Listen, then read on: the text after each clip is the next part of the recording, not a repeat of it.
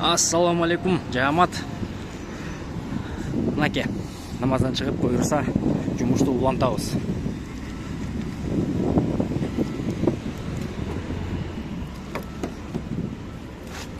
О, кетті ғой.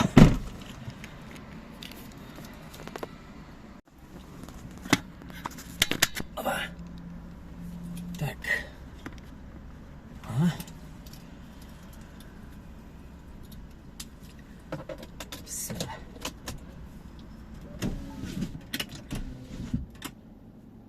Қайнап кетті тұр, намаз оқып шыққанша эле.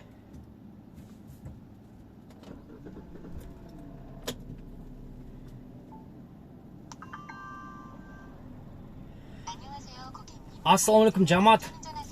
Бұйырса, ишти жұмышты улантатабыз. Бүгін саат 8-де шыққанмын сменаға.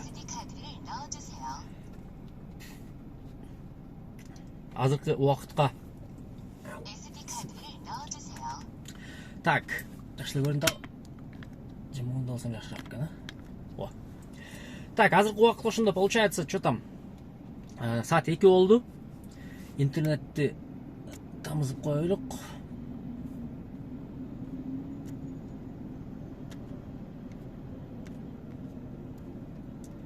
Интернет тамызылды. Қолыға ысыл екен дәл.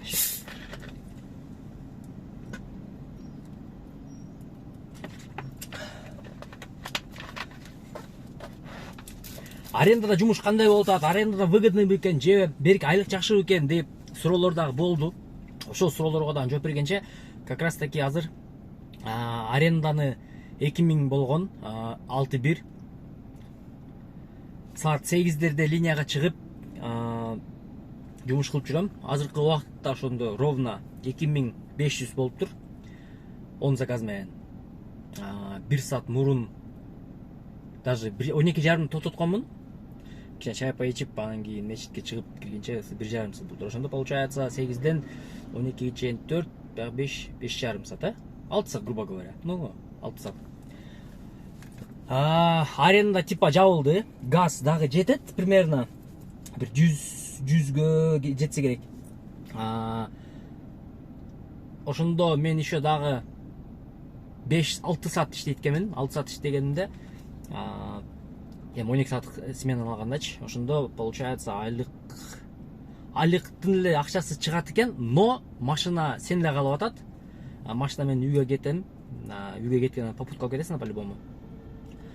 И плюс 9-га чейин же 10-га чейин иштесең болот да. Яндекс өзү канча 14 саатта жабабы? Бир да иштеп көрө элекмин, мына Кыргызстанда Яндекс жапканча иштеп көрө элекмин. Ошого бир күн ошондон иштеп көрөм го дейм. Так что ошол пока что ушундай болот. Кимдеген жагы аренданы ушундай сурагандар, айлыктарды сурагандар, жакшы кабыл тилек айткандар баарыңарга чоң рахмат. Бир мындай бир контент алып туруп, ошо контент аягынан тартыш керек болуп атат. Пока что азыр без контент болуп атат. Себеп дегенде, эмнени тартам дегендейчи. Бүгүнкү мына видеодо, так 3 мүнөт болду, 4 мүнөт кошулса, еще дополнительно аягына чейин тартам канча сом эмне болуп атканын. Саат азыр 2 болду. Баланс ровно 2456 сом. Амай, бүгүнкү иштеген акчам. Азыр буйруса линияга чыгып туруп жумушту улантабыз. 6 мүнөттө 121 сомго алып келдим. Бонус бар эле 10% посадки. 12 сом болуп 133 сомго келдим ошондо. Кийинки заказ түшкөн. Атман болуп тура. Так, получается кандай алам буга? Жакта экен. Эме суроода могу жерде мына эконом деген бар экен го могу. Ушул кнопканы басканда жардам береби, жардам бербейби? Просто мына газ азыр эле мен чыкканда эле могу экинчисинде турат эле да. Үчүнчүсүндө точнее. Азыр экинчисинде турат. Мына эконом басса жардам бербейби? Ошону айтып койгулачы билгендер болгон болсо. Пожалуйста. Так, ата кеттик, улантабыз. Куйручук или куйурчук деген жерге алып келдим заказ 200 сомго 10 мүнөттө.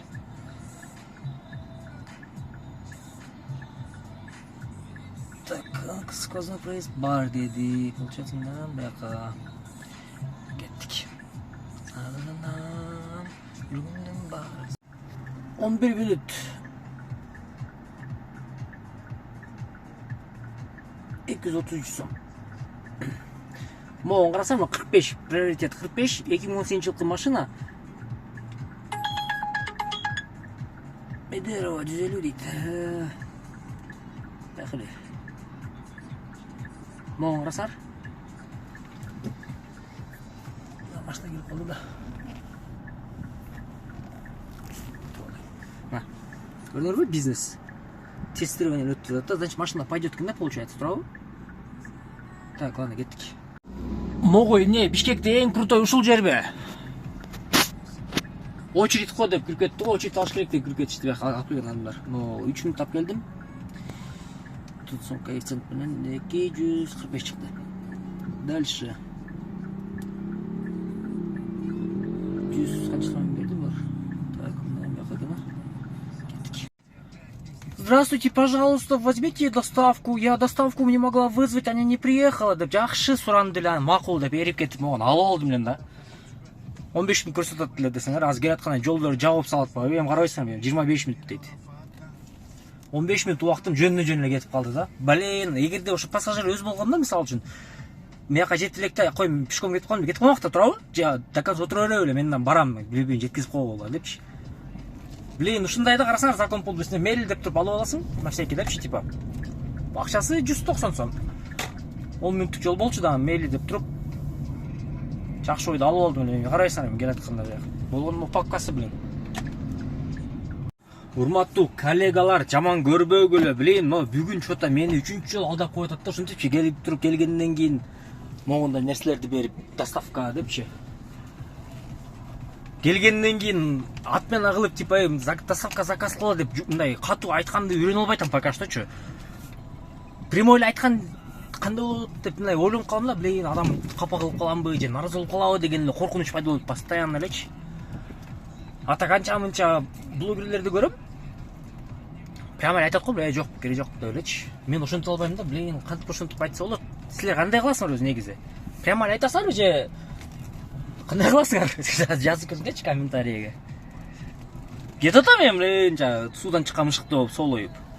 34 мүнөттө барат экен, 400 сом заказ экен. Айланып тегеренип Асанбага келип калдым. Саат канча болду дейсиңерби? Саат 8 болуп калды почти что. Завершаем. Пробкага болуп калдым, 8-9 мүнөт пробкада жүрүп калдым. 162 сом пропустить.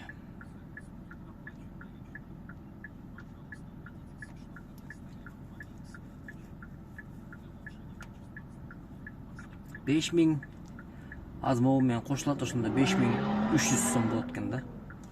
А бул жакта чөтө мен башым жетпей атат да, көп жүрүп койдум окшойт бүгүн мен. Мына карасаңар, 192 километр, 12,5 саат. Мейли 2 саат алып коелук, пауза кылып. 10 саат.